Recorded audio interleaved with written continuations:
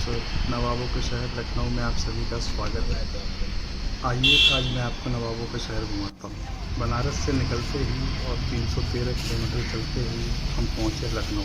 हमने रात को होटल में रेस्ट किया और सुबह फिर अपनी गाड़ी तैयार करके निकल पड़े लखनऊ।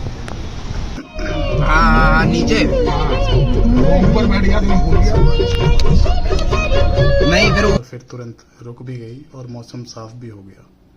हम निकल पड़े थे नाश्ते की तलाश में। मैं ढूंढ के देता हूँ। गाना तो चलना तो चलने दे। नहीं हटा नहीं था। इसके बाद वाला ये चलाना है ये चलाएंगे। ऊपर। चल बाद में चलाएंगे। हाँ ठीक है।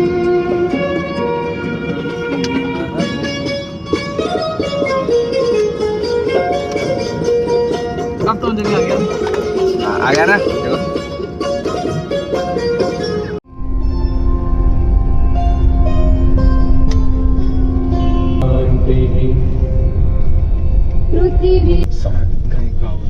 भाई एक एक्टर इतना मस्त मतलब महादेव की इस रोड पे तो नहीं देवाधिदेव महादेव श्री चरणों में उजड़ दी जाएगा। पूरा शिव तांडव प्रवाह मात गंग का गले जिनके सज रहा है आज विश्व जंग का डमट डमट डमट डमरू कह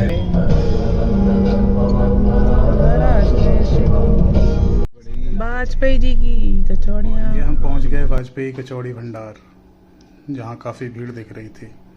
हमने यहाँ से इनकी पूड़ी कचौड़ी सब्जी का ऑर्डर किया।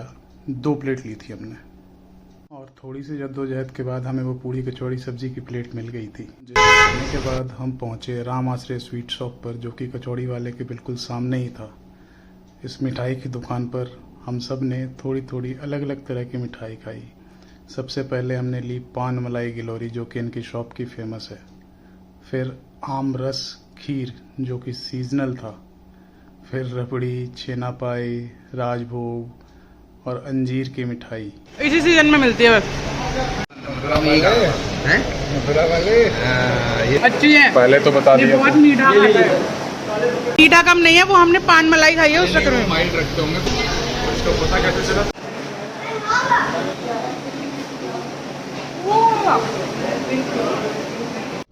भाई अब क्या लगाऊं मैं पे? समोसा खाते हुए हम फिर से निकल पड़े लखनऊ के इमामबाड़े और उसके आसपास के एरिया को घूमने के लिए, क्योंकि लखनऊ आकर यहाँ घूमना तो बनता है। लगाएंगे अब सीधा। पराठे वाला कबाब वाला क्या था? पराठे वाला तो नहीं चलेंगे, उल्टा उल्टा वापस नहीं आएंगे। यार बताओ, मैंने कुछ नहीं कहा। इतने सारे जोक भी नहीं समझ पा रहा।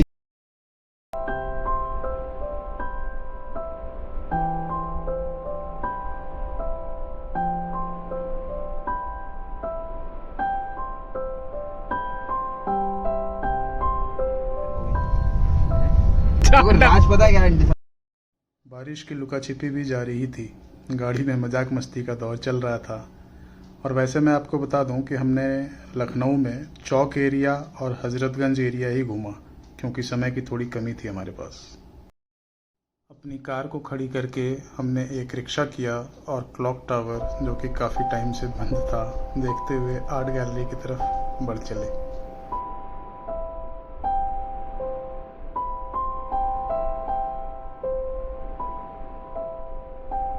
आर्ट गैलरी पहुंच चुके थे, जहां एक छोटे से कमरे में तकरीबन 15-20 फ़ोटोज़ लगी हुई थी, जो वहां के नवाबों के फ़ोटो और उनका शासनकाल दर्शाता है। और वो फ़ोटोज़ देखने पर आपको ऐसा लगेगा मानो आपको ही घूर रहे हों, कोई आपकी दिशा में आपकी तरफ अपनी डायरेक्शन चेंज कर रहा हो।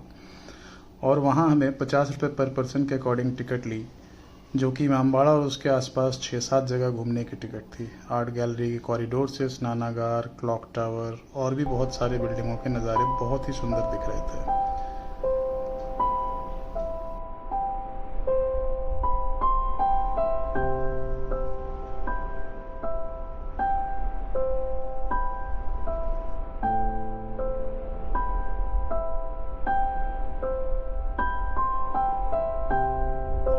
रिक्शा की सवारी करते हुए, रोमे दरवाज़ा देखते हुए हम जा पहुँचे मार्केट में लखनऊ चिकन के कपड़े देखने। और फिर अंत में रिक्शा वाले ने हमें छोड़ा बड़ा इमामबाड़ा के गेट पर। लेकिन यहाँ पर एक बात आप सभी को बता दूं कि रिक्शा वाले ने हमसे सिर्फ 100 रुपये ही लिए थे, लेकिन फिर भी मुझे ऐसा लगता है कि सारी जगह आसपास ही हैं, तो हम पैदल भी घूम सकते हैं। आखिरकार हम लखनऊ की अजीमो शान इमारत बड़े इमामबाड़े के अंदर पहुंच ही गए। और ये रहा वो बड़ा इमामबाड़ा जिसे असफ़ी इमामबाड़ा भी कहा जाता है, जो कि अवध के नवाब असफ़ुल दौला ने 1784 में बनवाया था और जिसके आर्किटेक्ट थे दिल्ली से, जिनका नाम था कियाफतुल्लाह। लगभग 20,000 मजदूरों ने मिलकर इसे 11 साल में बनाया था। वाकई कारीगरी का अद्भुत नमूना है ये इमामबाड़ा। काफ़ी भीड़ थी और कुछ ज़्यादा ही उमस वाली गर्मी थी, क्योंकि बारिश जो हो चुकी थी थोड़ी देर पहले। देखिए, काफ़ी बड़े एरिया में बना हुआ है ये इमामबाड़ा और काफ़ी सुंदर है।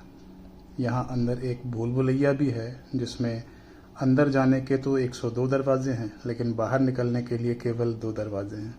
कहते हैं कि भूल भुलैया के अंदर अजीब तरह की आवाज़ें आती हैं, तो गाइड को लेके जाना चाहिए ताकि आप कहीं गुम ना हो जाएं और डर ना लगे।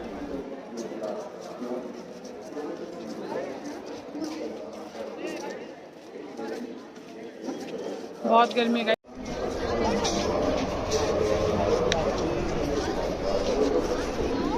फिर इमामबाड़े से निकलकर हम पहुंच गए वापस लखनऊ के सीपी यानी कि हज़रतगंज, जहां हमने टोकरी चाट ली और उसके मज़े लिए। अक्षय, कुछ विचार प्रकट करेंगे आप अपने? विचार तो बहुत है।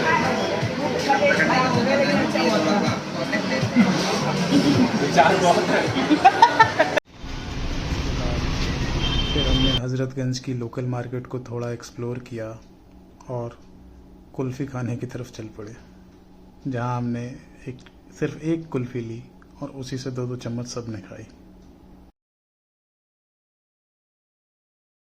अब बारी थी घर वापसी की, तो हम तकरीबन 6 बजे लखनऊ से वापस निकल पड़े अपने घर की तरफ। मौसम बड़ा ही सुहाना हो रहा था, सनसेट का नज़ारा भी बहुत ही शानदार लग रहा था। बता देना कोई भी दिक्कत हो तो।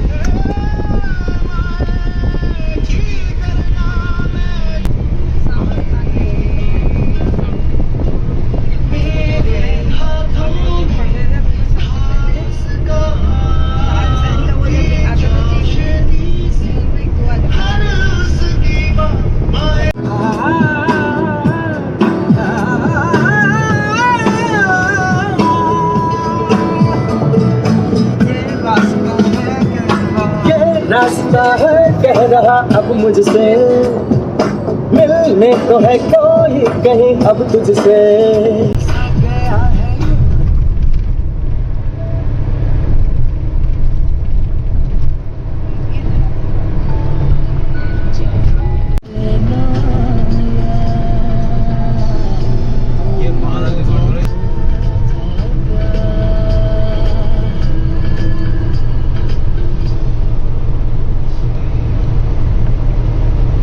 धीरे धीरे धीरे डल रहा है। बाकी सब ठीक, बस चल रहा है। बाकी सब ठीक, बस चल रहा है। बाकी सब ठीक है, बस चल रहा है। तू भी कुछ बोल दे पुष्पा, बस किलोमीटर गिनते गिनते अपना टाइम निकल रहा है।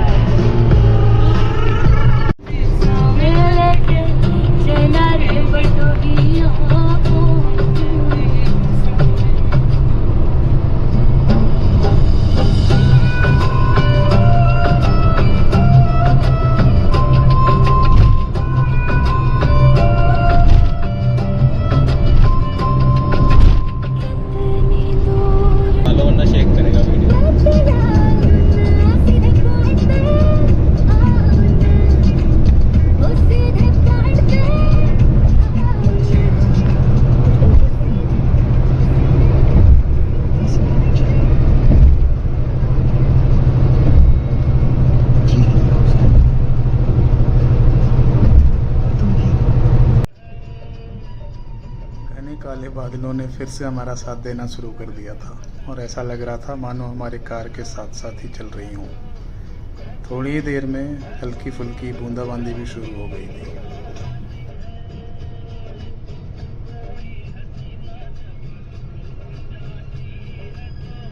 वैसे एक बात तो है, इस ट्रिप पर बारिश और बादलों ने ट्रिप के मज़े को दुगना कर दिया। गुड़गांव से बनारस, बनारस से लखनऊ और अब लखनऊ से गुड़गांव के सफ़र में भी हमारे साथ बने हुए हैं।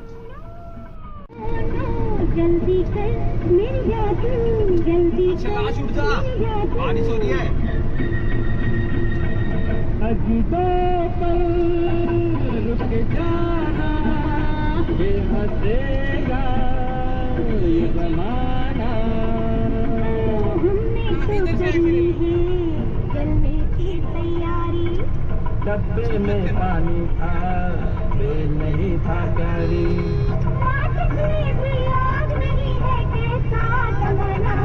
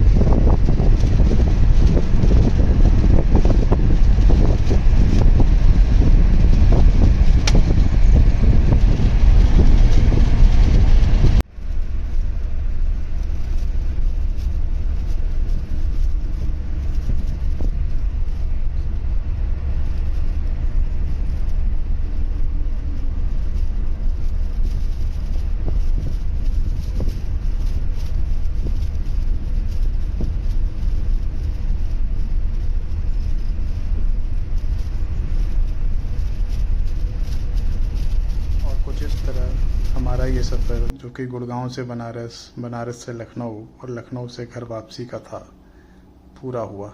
मिलता हूँ जल्दी ही आप सबसे अपने किसी नए सफ़र में। सफ़र जारी रहेगा। हर हर महादेव।